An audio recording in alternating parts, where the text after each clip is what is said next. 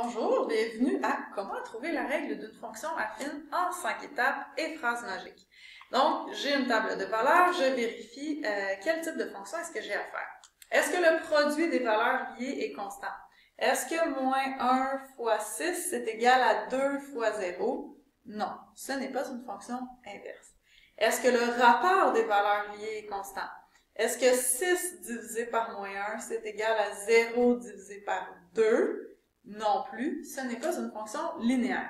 Donc, je vais voir la troisième option possible, en secondaire 3, bien sûr, puisqu'il existe d'autres fonctions au-delà des mathématiques de secondaire 3. Je vais vérifier est-ce que le rapport des bons est constant.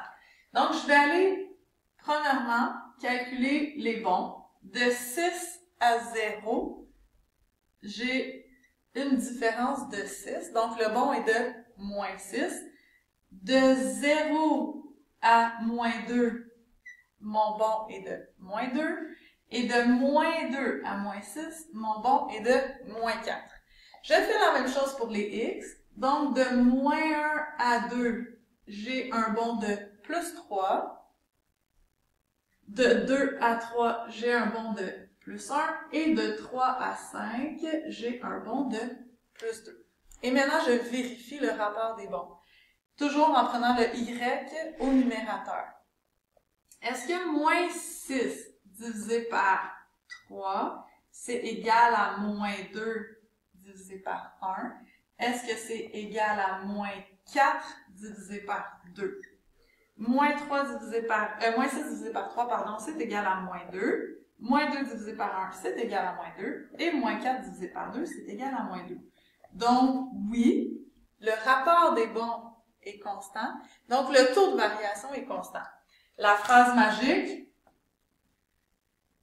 c'est une fonction affine car le taux de variation, le TV, est constant. Comment est-ce qu'on a déterminé que le taux de variation était constant? En faisant le rapport des bons, et le rapport des bons est constant. Donc, première étape, je définis les variables. Dans ce cas-ci, le problème est un problème hors contexte, donc les variables sont difficiles à définir. Par contre, on fait quand même l'étape. On définit x comme étant non défini et on définit f de x, ou le y, comme étant non défini aussi. Deuxième étape, trouver le taux de variation, le TV. Et pour trouver le taux de variation, nous avons besoin de deux couples de valeurs. Et les deux couples, on les trouve dans notre table de valeurs. Alors, on vient choisir deux couples qui nous inspirent. Alors, suggestion, si jamais il y avait des fractions, peut-être éviter les couples avec des fractions si c'est possible. S'il y a des nombres négatifs, peut-être les éviter aussi pour éviter les erreurs de signes. Sinon, n'importe quel deux couples de valeurs liées feront l'affaire. Donc, je vais prendre moins 1, 6 et 2, 0. Je viens indiquer les deux couples que je vais utiliser à côté du titre de l'étape. Et j'écris la formule du taux de variation y2 moins y1 divisé par x2 moins x1. Je remplace ensuite y2, c'est le y de mon deuxième couple, y1, c'est le y de mon premier couple, donc 0 moins 6, x2 moins x1, le x2 c'est 2, et le x1 c'est moins 1. Donc attention, x2 moins x1, dans notre exemple c'est 2 moins 1.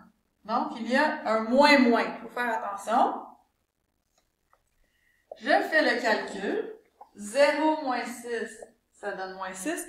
Et 2 moins 1, ça donne 2 plus 1, ce qui donne 3.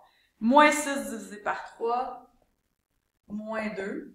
Donc, le taux de variation de cette table de valeurs correspond à moins 2. Et le taux de variation, dans la règle sous la forme générale, correspond au A.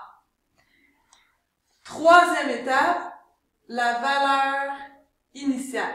Pour trouver la valeur initiale, dans le fond, la valeur initiale, c'est que vaut y quand x vaut 0. Est-ce que dans ma table de valeurs, je peux répondre directement à cette question-là? Non, parce que je n'ai pas l'information. au départ, quand x vaut 0, que vaut y, on doit le trouver de façon algébrique. Comment est-ce qu'on procède pour trouver ça? Je prends un couple dans ma table de valeurs. Donc, je vais prendre le couple 2, 0.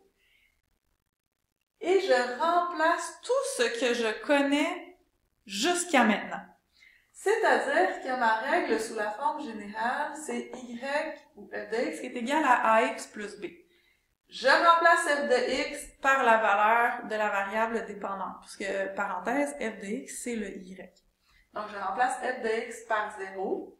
Je remplace le a par mon taux de variation que j'ai trouvé à l'étape précédente, moins 2. Le x, je le remplace par le x associé au y que j'ai placé ici, donc c'est 2.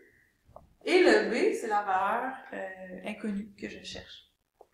Donc, je vais avec une méthode algébrique de résolution d'équation. Moins 2 fois 2, moins 4, plus b. Chiffre avec chiffre, lettre avec lettre, divise par le nombre devant la lettre. Il y a aussi une vidéo à ce sujet disponible sur la résolution d'équations. Donc, j'envoie les chiffres à gauche en faisant les opérations inverses. Donc, je trouve que b est égal à 4. Je peux donc poursuivre à l'étape suivante et faire ma vérification.